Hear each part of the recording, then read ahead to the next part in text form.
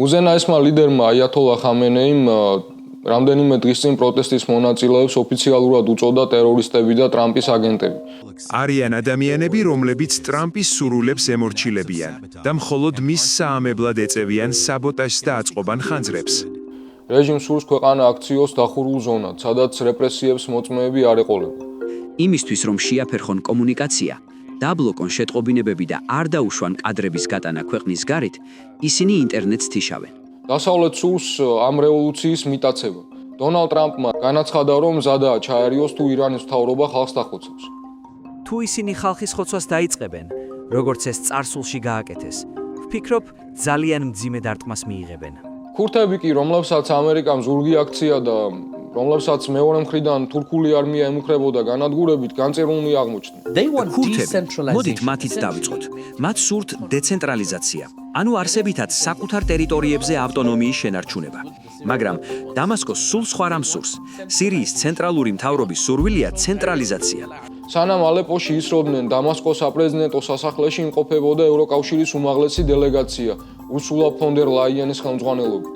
ტრამპის ადმინისტრაცია გრენლანდიას უყურებს არა როგორც გლობალური დათბობისგან მომაკვდავ უნიკალურ ეკოსისტემას და ცოცხალ კულტურულ სივრცეს, არამედ როგორც რუკაზე მონიშნულ რესურსს.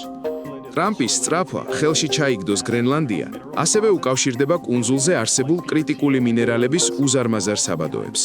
მაგრამ სანამ ტრამპისტები ოცნებობენ ახალი ტერიტორიების მიტაცებაზე ყინულოვან ჩრდილოეთში, საკუთარ მიწაზე მათ ნამდვილი ჯოჯოხეთი მოაწყვეს.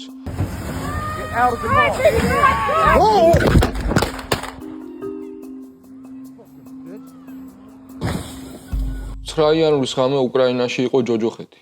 რუსეთმა მიიტანა ერთ-ერთი ყველაზე მასშტაბური სარაკეტო იერიში ომის დაწყების დღიდან.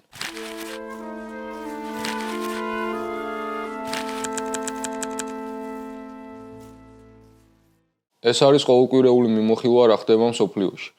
როგორც წინა ეპიზოდებში, დღესაც იმპერიების ბარბაროსობასა და ჩაგრული ხალხის თავისუფლებისთვის ბრძოლის შესახებ მოგიყვებით. იმაზე, რაც მეინსტრიმ მედიაში ასე უხილავია. თუმცა იმისათვის, რათა ჩვენი ხმა მომავალშიც ისმოდეს, ერთადერთი გზა თქვენი აქტიურობა.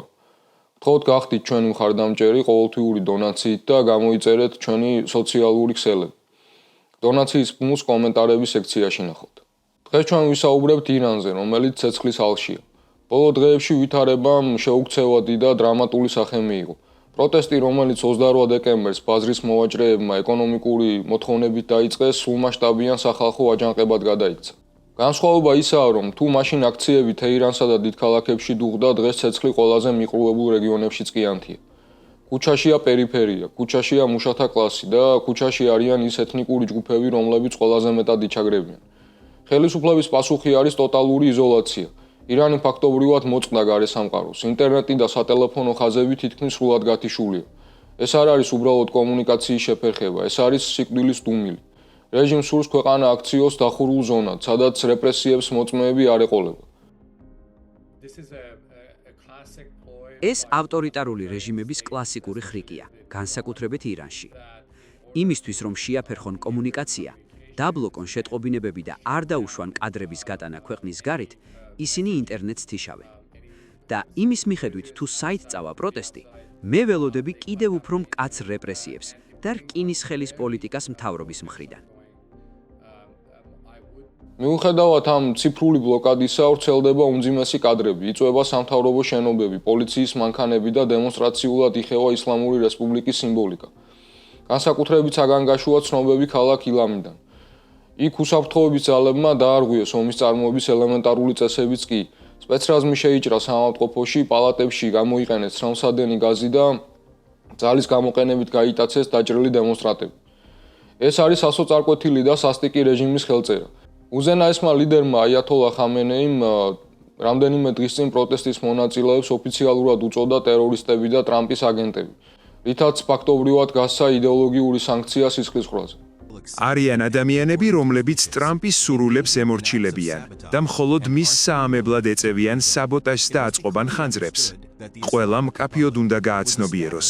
ისლამური რესპუბლიკა ასობით ათასი ღირსეული ადამიანის მსხვერპლის ფასად შეიქმნა და ისინი, ვინც მას უპირისპირდებოდნენ, დამარცხდნენ.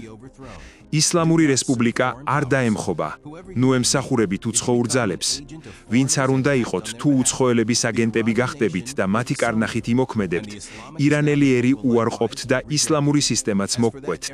დასავლური მედია ხშირად საუბრობს თავისუფლებაზე აბსტრაქტულად, მაგრამ ჩვენ უნდა დავინახოთ მატერიალური კლასობრივი მიზეზები. ყველაფერი დაიწყო 28 დეკემბერს, როდესაც ირანული ეროვნული ვალუტა რიალი საბოლოოდ ჩამოიშალა. 1 ამერიკული დოლარის ღირებულება 1,5 მილიონ რიალს მიუახლოვდა. ივნისის 12-დღიანი ომის შემდეგ ქვეყნის ეკონომიკური რესურსები გამოფიტულია, მაგრამ აქ არის მთავარი ნიუანსი, რომელსაც ხაზი უნდა გაუსვათ. სანქციები და ომი ყველას თანაბრად არ ეხება. სანქციები კლავს მუშას, მასწავლებელს, სტუდენტს, მაგრამ ამდიდრებს რეჟიმის ელიტას. ირანში ვალუტის კურსის ვარდნა არ არის მხოლოდ ეკონომიკური უბედურება, ეს არის ორგანიზებული სახელმწიფო ძარცვა. უცხოური ვალუტა კონცენტრირებულია სამხედრო უსაფრთხოების ოლიგარქიის, ეგრეთ წოდებული რევოლუციის გუშაკთა კორპუსის ხელში. ისინი აკონტროლებენ ნავთობის კონტრაბანდას და შავ ბაზარს. როდესაც რეალი უფასურდება, სახელმწიფო ფარავს ბიუჯეტის დეფიციტს, მაგრამ მოსახლეობა ღარიბდება.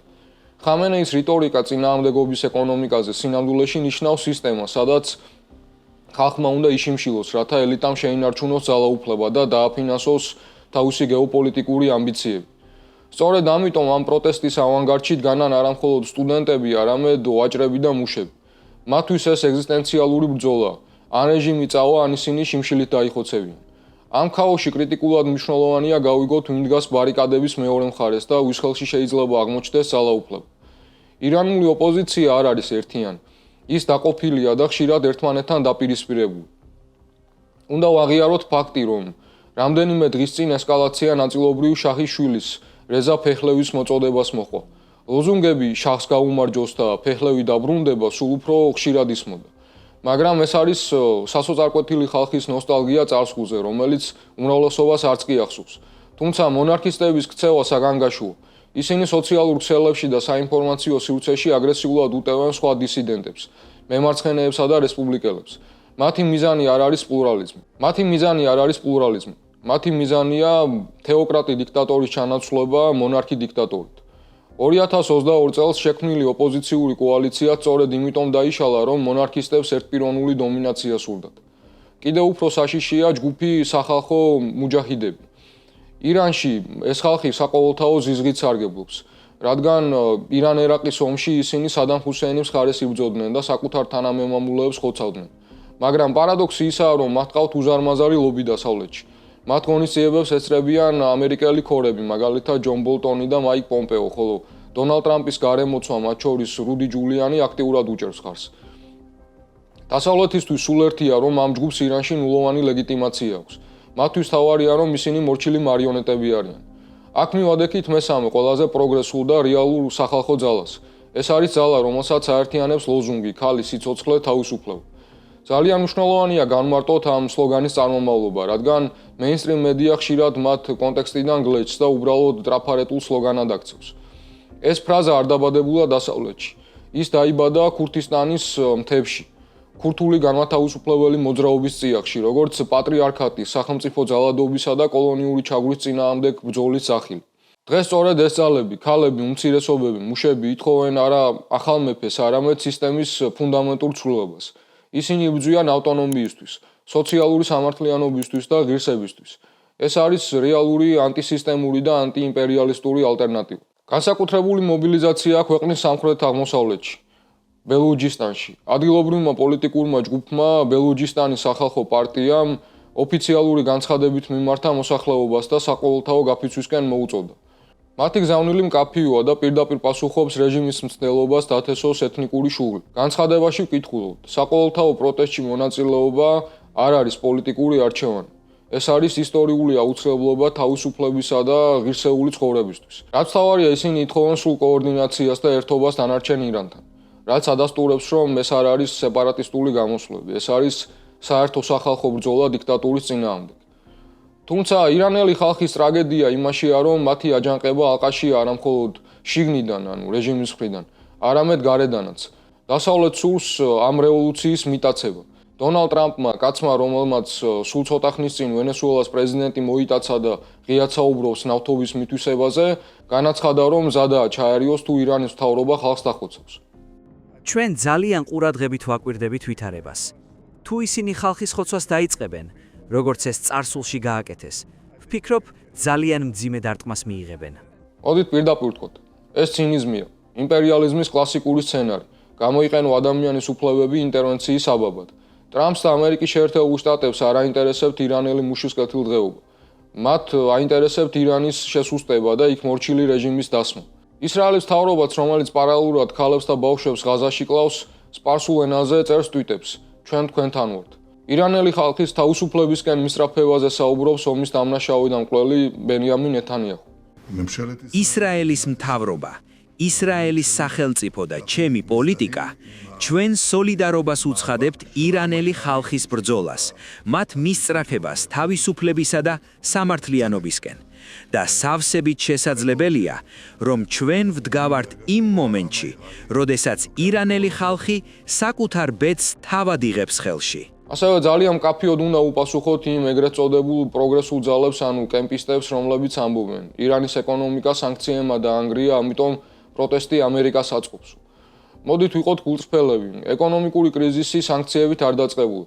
სანამ სანქციები დაწესდებოდა, ირანის ეკონომიკა უკვე სტრუქტურირებული იყო კორუფციაზე, რენტასა და ელიტების მიერ სიმდიდრის მიტაცებაზე. კი სანქციებმა ყველაზე მოწყვლადი ჯგუფები დააზარალა, მაგრამ ეკონომიკური სისტემის მანკიერი ბირთვი ხელუხლებელია. ისინი, ვინც ირანის კოლაფს მხოლოდ სანქციებს აბრალებენ, ფაქტობრივად რეპრესიული რეჟიმის ლობისტებად გოვლინებიან.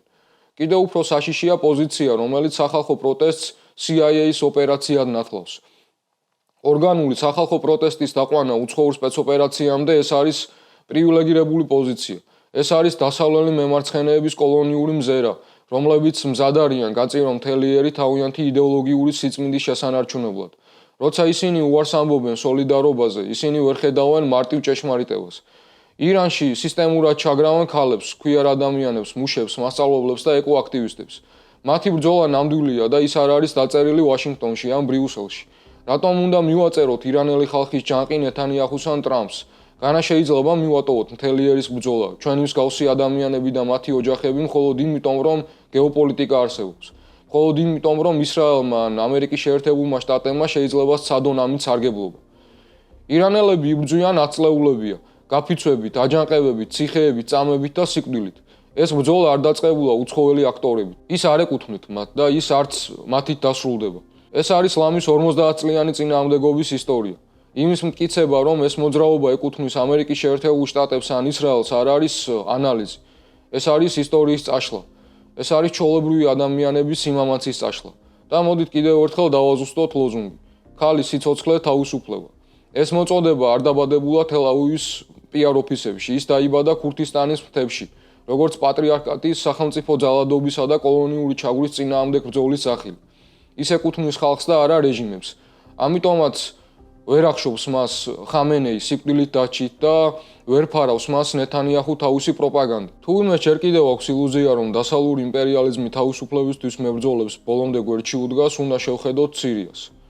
სანამ თეირანი შიდა პოლიტიკურ კრიზისშია, რეგიონში მიმდინარეობს გავლენების გადანაწილების სასტიკი და ცინიკური პროცესი.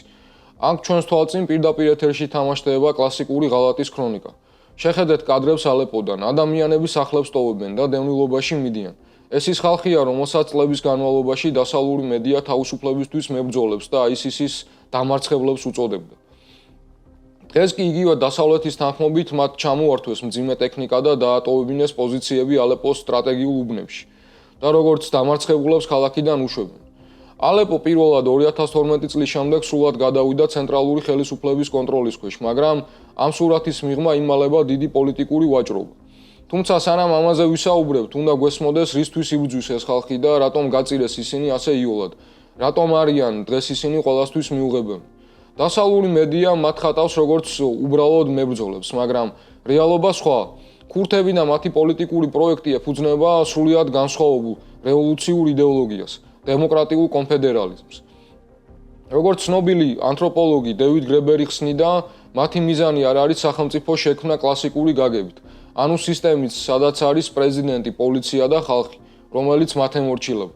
მათ მიაჩნიათ, რომ ახლო აღმოსავლეთში ასეთი სახელმწიფო ყოველთვის ჩაგვრისი არ აღად იქცევა. ამიტომ ქურთებმა აირჩიეს პირდაპირი დემოკრატიის გზა.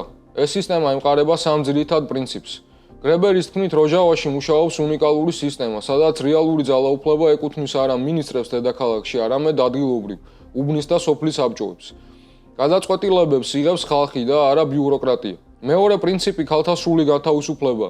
ეს არ არის უბრალოდ დასავლური ყაიდის ფემინიზმი. მათი აზრით ავტორიტარიზმს ვერ მოერევი პატრიარქატის დამარცხების გარეშე, ამიტომ მათ აქვს საკუთარი არმია, სადაც ქალები მეთაურები არიან და არა უბრალოდ დამხმარე ძალა. როგორც გრებერი ამბობდა, შენ ვერ დაჩაგრავ ადამიანებს, თუ ისინი შეიარაღებულნი არიან და თავად იცავენ თავს. ქურთები, არაბები და სხვა ეთნიკური ჯგუფები თანაც ცხოვრობენ რელიგიური დომინაციის გარეშე. სირიის დემოკრატიული ძალების ტრაგედია ისაა, რომ მათ სცადეს ანარქისტული უტოპია ჯოჯოხეთის შუაგულში.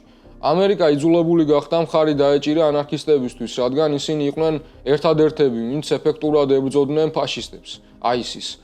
მაგრამ ახლა, როცა საქმე გაკეთებულია, მათ იდეოლოგიას ანაგვეზე ისვრიან. არსებობს კიდევ ერთი შრე, რომელიც შექმნილი ვითარების დრამატულობას კიდევ უფრო კარგად წარმოაჩენს. სირიაში ახალი ხელისუფლების მოსვლის შემდეგ ქურთების პოზიცია ასეთი იყო. ჩვენ ვაღიარებთ დამასკოს ცენტრალურ ხელისუფლებას, მაგრამ დაგვიტოვეთ ჩვენი სისტემა, ჩვენი იარაღი და ჩვენი ავტონომია. მათ სურდათ ყოფილიყვნენ პარტნიორები და არა ქვეშევრდომები, რათა გადაერჩინათ ის დემოკრატიული ექსპერიმენტი, რომელიც როჟავაში ააშენეს.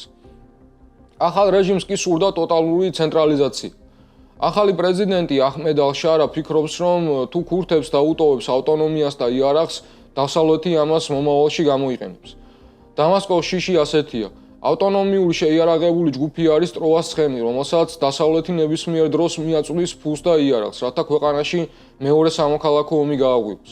ამიტომ დამასკო ითხოვდა ყველაფერს: 100,000-იანი ქურთული არმიის დაშლას და ცენტრალურ ჯარში გათქვეპას.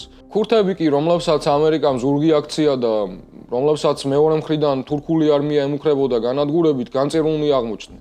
ქურთები, მოდით მათით დავიწყოთ. მათ სურთ დეცენტრალიზაცია. ანუ არსებითად საკუთარ ტერიტორიებზე ავტონომიის შენარჩუნება. ისინი დამასკოს ეუბნებიან: ჩვენ ანგარიშვალდებულნი ვართ თქვენ წინაშე. ჩვენ ვაღიარებთ თქვენს უზენაესობას. კი ბატონო, თქვენ ხართ აქ მეფე და ბატონი, მაგრამ დაგუნიშნეთ თქვენს ავტონომიურ მოადგილეებად.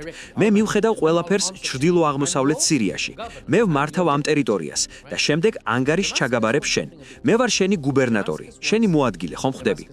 მაგრამ დამასკოს სულ სხვა რამ სურს. სირიის ცენტრალური მთავრობის სურვილია ცენტრალიზაცია. მათ სურთ სრული და პირდაპირი კონტროლი. მათი პოზიცია ასეთია: მე არ მჭირდება მოადგილე.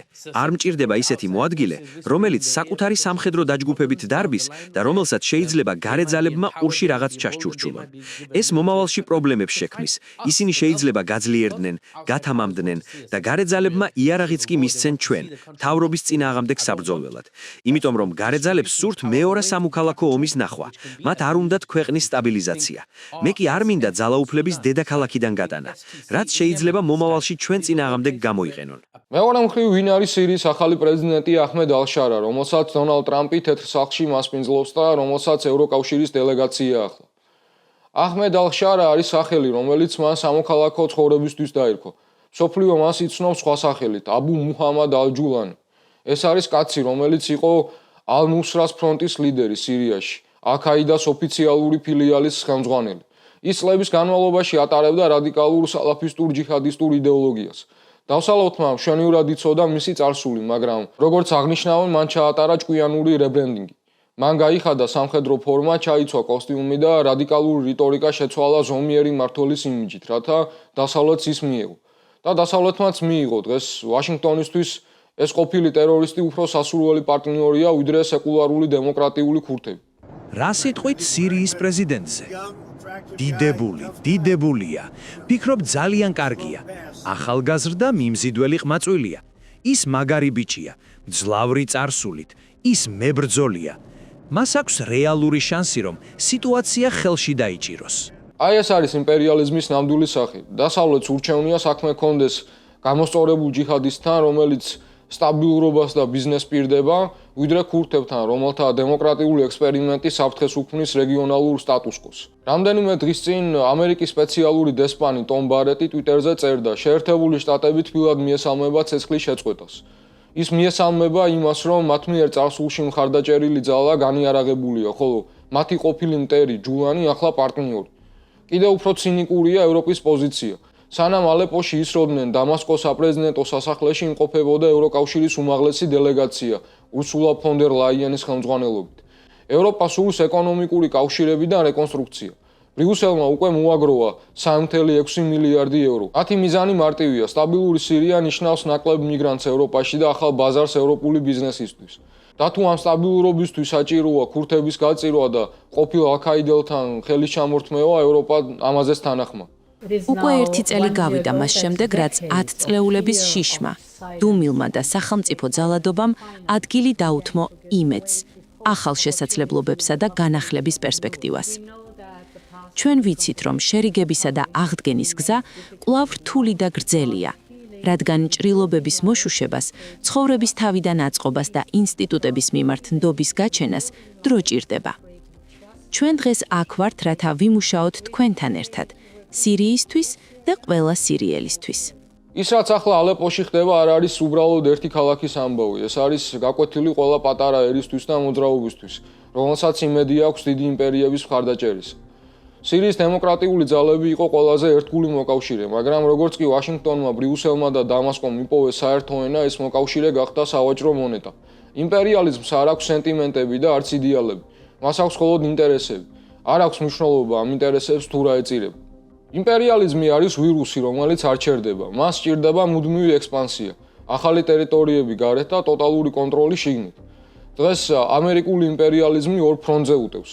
ჩრდილოეთით, სადაც მთელი ხალხის ყიდვას ან მიწის ძალით წართმევას ცდილობს და შიგნით საკუთარ ქალაქებში, სადაც სამხედრო ოკუპაციის რეჟიმს ამყარებს. დავიწყოთ ჩრდილოეთით, როდესაც ტრამპმა პირველად თქვა გრენლანდიის ყიდვა მინდაო, ბევრმა იცინა, მაგრამ ფაქტია, რომ ეს არის 21 საუკუნის კოლონიალიზმის ყველაზე ღია და ცინიკური განაცხადი. სხვათა შორის, გრენლანდიასთან დაკავშირებით ეს აუცილებლად უნდა ვთქვა. ეროვნული უსაფრთხოების სიტუაციიდან გამომდინარე, ჩვენ გრენლანდია გვჭირდება. ამჟამად ის ძალიან სტრატეგიულია. გრენლანდია სავსეა რუსული და ჩინური გემებით, სადაც არ უნდა გაიხედო. ჩვენ გვჭირდება გრენლანდია ეროვნული უსაფრთხოების თვალსაზრისით და დანია ამას თავს ვერ გაართმევს. ამას მე გეუბნებით. ტრამპის ადმინისტრაცია გრენლანდიას უყურებს არა როგორც გლობალური დათბობისგან მომაკვდავ უნიკალურ ეკოსისტემას და ცოცხალ კულტურულ სივრცეს, არამედ როგორც რუკაზე მონიშნულ რესურსს. გლობალური დათბობის გამო ყინულის დნობასთან ერთად ზედაპირზე გამოდის ზღაპრული სიმდიდრე. ეს არის მინერალები, რომლებიც სასიცოცხლოდ მნიშვნელოვანია ტექნოლოგიური იმპერიისთვის. სმარტფონებიდან დაწყებული F-35 ტიპის გამონადგურებლებით დამთავრებული. ამ გეგმის უკან დგანან არა მხოლოდ პოლიტიკოსები, არამედ ტექნოოლიგარქები, პიტერ ტილი და ილონ მასკი. მათ სურთ, რომ ეს რესურსები ამერიკულ კორპორაციებს ეკუთვნოდეთ. ეს არის კლასიკური ძარცვა. ვინ უფრო სწრაფად მიითვისებს იმას, რაც ადგილობრივებს ეკუთვნით. ტრამპის სწრაფვა ხელში ჩაიგდოს გრენლანდია, ასევე უკავშირდება კუნძულზე არსებულ კრიტიკული მინერალების უზარმაზარ საბადოებს. მილიარდერები, როგორიცაა პიტერ თილი და ილონ მასკი, ასევე დგანან ამ ცხთელობის უკან, რათა მოიპოვონ ეს მინერალები ტექნოლოგიებისთვის და კუნძულზე შექმნან ეგრეთ წოდებული ლიბერტარიანული თავისუფლების ქალაქი. მაგრამ ეს არ არის მხოლოდ ბიზნესი, ეს არის სამხედრო ულტიმატუმი. თეთრი სახლის მრჩეველი სტივენ მილერი პირდაპირ აცხადებდა, ჩვენ ვცხოვრობთ სამყაროში, რომელსაც მართავს ძალა. საერთაშორისო ნორმები არაფერს ნიშნავს, ამერიკას უნდა ჰქონდეს გრენლანდია. მესმის, რომ ძალიან ცდილობთ. რაც კიდევ ერთხელ ვიტყვი, თქვენი საქმეა და მე ამას პატივს ვცემ. შვენიერია. გინდათ ზუსტად ის სათაური მოგცეთ, ის მიმზიდველი სათაური. ცდილობთ მიიღოთ პასუხი, რომ თითქოს მილერი არ გამორიცხავს. მაგრამ გრენლანდია შეერთებული შტატების ნაწილი უნდა იყოს. საერთოდ არ არის საჭირო ამაზე ფიქრი ან საუბარი იმ კონტექსტში, რასაც თქვენ კითხულობთ, სამხედრო ოპერაციის კუთხით. გრენლანდიის მომავლის გამო შეერთებულ შტატებთან ომს ვერავინ დაიწყებს. მაგრამ ამ გეოპოლიტიკურ ხმაურში ყველაზე მნიშვნელოვანია ის, რასაც მეინსტრიმ მედია ხშირად ახშობს. ადგილობრივი ძირძველი მოსახლეობის ხმა. ვაშინგტონი დანიას ელაპარაკება, თითქოს გრენლანდია ცარიელი მიწა იყოს. სინამდვილეში იქ ცხოვრობს 57,000 ადამიანი, რომელთა უმრავლესობა ინუიტია. აიუ პიტერი, ცნობილი ინუიტი აქტივისტი და იურისტი, დემოკრატ ნაუსთან ინტერვიუში საუბრობს ტრაგედიაზე, რომელსაც ის ორმაგ კოლონიზაციას უწოდებს. ჯერ ისინი დანიის მსხვერპლი აღმოჩნდნენ, წაართვეს ენა, კულტურა და ბავშვები ინტერნატებში გაგზავნეს. ახლა კი, როცა მათ დამოუკიდებლობის იმედი გაუჩნდათ, გამოჩნდა ახალი იმპერია, ამერიკის შეერთებული შტატები, რომელსაც მათი ყიდვა ან დაპყრობა სურს. ახლა კი როცა მათ დამოუკიდებლობის იმედი გაუჩნდათ, გამოჩნდა ახალი იმპერია, ამერიკის შეერთებული შტატები, რომელსაც მათ იყიდვიან დაპყრობას. თქვენ შეგიძლიათ ჩვენ გველაპარაკოთ. ჩვენ მოვითხოვთ, რომ გადაწყვეტილებები და ყველაფერი რაც ხდება, მიღებულ იქნას ჩვენთან ერთად. არ შეიძლება უბრალოდ დაეპატრონო ხალხს ან მკვიდრ მოსახლეობას მხოლოდ იმიტომ, რომ საკუთარი თავი მათზე აღმატებული გგონია. სინამდვილეში, თქვენ უნდა ისაუბროთ გრენლანდიისა და კანადის მკვიდრ მოსახლეობასთან. პიტერის გზავნილი მკაფიოა, ჩვენ არ ვართ გასაყიდი ნივთები, ჩვენ ვართ ხალხი. უფრო მეტიც ადგილობრივ მოსახლეობას არ სურს ამ საბადოების დამუშავება. გრენლანდიის მთავრობამ აკრძალა ურანის მოპოვება, რადგან მათ სურთ შეინარჩუნონ თავიანთი უნიკალური ეკოლოგიურად სუფთა გარემო. ტრამპს კი სურს ეს აკრძალვა ძალით მოხსნას და კუნძული მაღაროებად აქციოს. ჩვენ უარესისთვის უნდა მოვემზადოთ და საუკეთესოს იმედი გქონდეს. ვიცი, რომ დონალდ ტრამპი ბიზნესმენია, მაგრამ გრენლანდია პროდუქტი არ არის. ჩვენ ხალხი ვართ. ამას ძალიან სერიოზულად უნდა მოეკიდონ და პატივისცენ. აქ ყურადღების ცენტრში სწორედ ჩვენ უნდა ვიყოთ. და მას შემდეგ, რაც გრენლანდიელმა ხალხმა არაერთხელ დააფიქსირა, რომ დამოუკიდებლობა სურს, ამჟამინდელ ვითარებაში ჩვენ დამოუკიდებლობის შესაძლებლობები უნდა განვიხილოთ. ჩვენ ამაზე ვსაუბრობდით. რას ვაკეთებთ თუ რამე მოხდება? დანიაში უნდა წავიდე ბავშვებთან? თუ აქ დავრჩე და მსგავსი რაღაცები. ანუ საქმე უკვე ძალიან პრაქტიკულ ფიქრებამდე მიდის იმის შესახებ, თუ რა იქნება, თუ კი რამე უარესი მოხდება. ეს არის კონფლიქტი სიცოცხლესა და მოგებას შორის. მაგრამ სანამ ტრამპისტები ოცნებობენ ახალი ტერიტორიების მიტაცებაზე ყინულოვან ჩრდილოეთში, საკუთარ მიწაზე მათ ნამდვილი ჯოჯოხეთი მოაწყვეს. ის რაც 7 იანვარს მინეაპოლისში მოხდა, არ არის უბედური შემთხვევა. ეს არის სახელმწიფო ტერორის აქტი. 4 შაბათს მინეაპოლისში საიმიგრაციო პოლიციის აგენტმა დღისით მზისით საკუთარ მანქანაში მოკლა 37 წლის რენე გუდი. I'm not mad at you. Show your face. I'm not mad at you. That's okay. We don't change our plates every morning, just so you know. Get out of the car. Oh!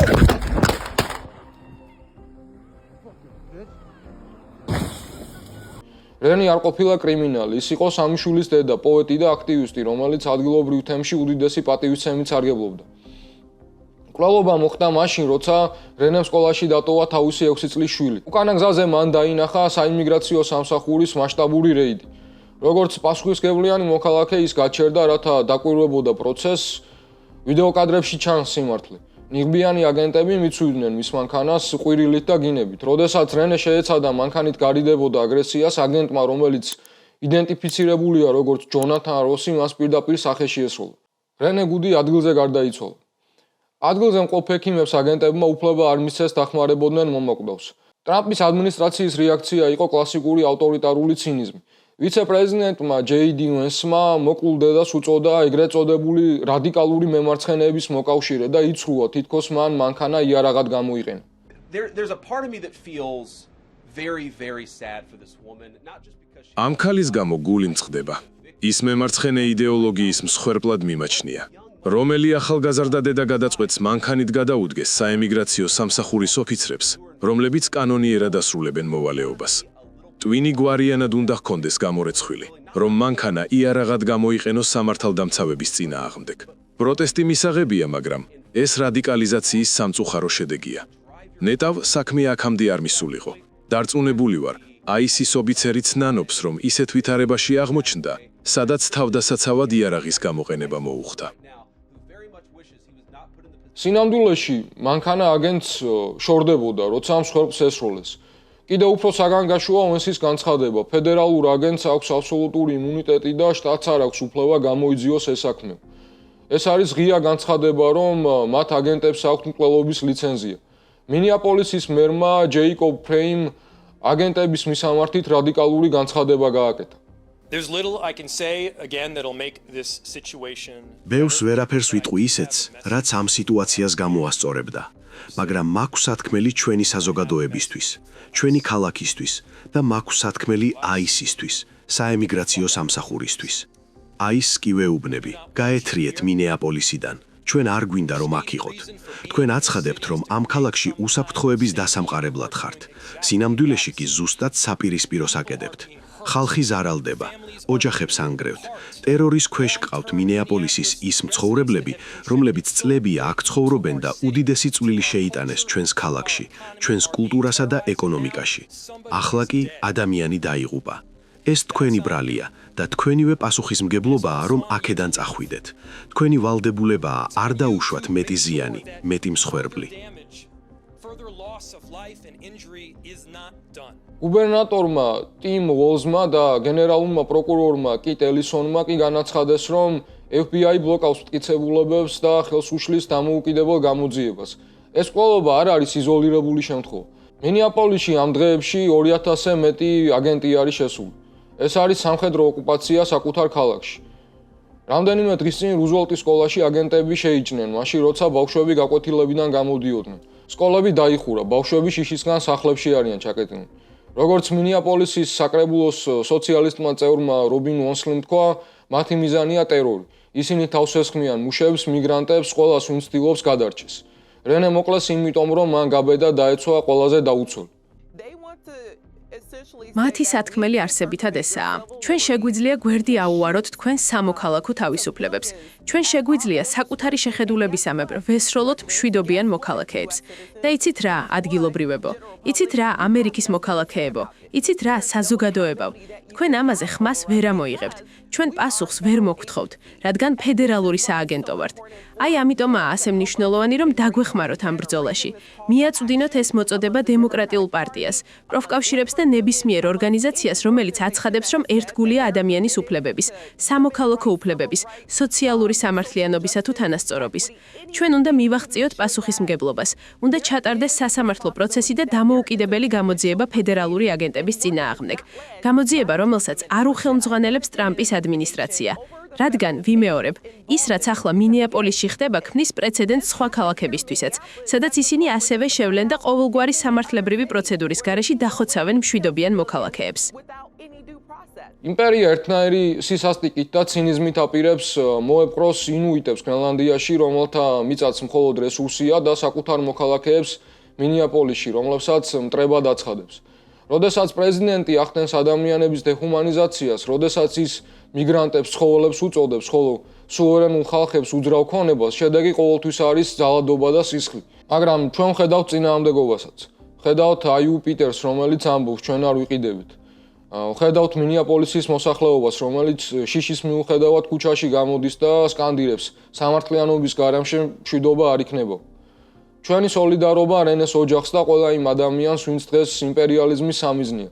იქნება ეს არქტიკის ყინულებზე თუ ამერიკის ქუჩებში. 9 იანვრის ღამე უკრაინაში იყო ჯოჯოხეთი. რუსეთმა მიიტანა ერთ-ერთი ყველაზე მასშტაბური სარაკეტო იერიში ომის დაწყების დღიდან. კიევი, ლვოვი, ზაპოროჟიე, მთელი ქვეყანა იბომბებოდა. კიევის მერმა ვიტალი კლიჩკომ დაადასტურა. დაიღუპა სულ მცირე 4 ადამიანი, მათ შორის პარამედიკოსი, რომელიც ადგილზე დაჭრილების დასახმარებლად მივიდა. რუსებმა გამოიყენეს აზარელი ტაქტიკა, ორმაგი დარტყმა, როცა მეორე რაკეტას უშენენ ადგილზე მისულ მაშველებსა და ექიმებს.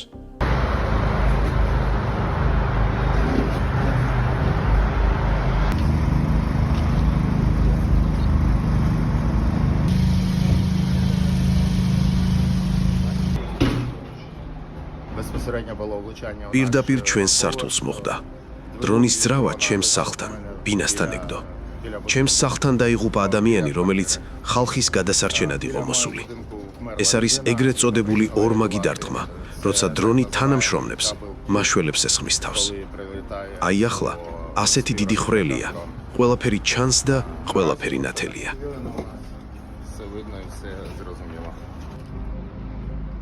მოსკოვმა დაადასტურა, რომ გამოიყენა უახლესი ჰიპერბგერითი რაკეტა ორიშნიკი.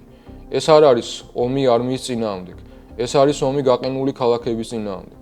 კიევში, სადაც ტემპერატურა -5 გრადუსია, მოსახლეობა სითბოსა და დენის გარაშეა დარჩენილი. პუტინს უსურს, რომ უკრაინელები გაიყინონ. ეს არის ტერორიზმი. და რას აკეთებს ამ დროს დასავლეთი? პარიზში შეიკრიბა ეგრეთ წოდებული მსურველთა კოალიცია, ევროპელი ლიდერები.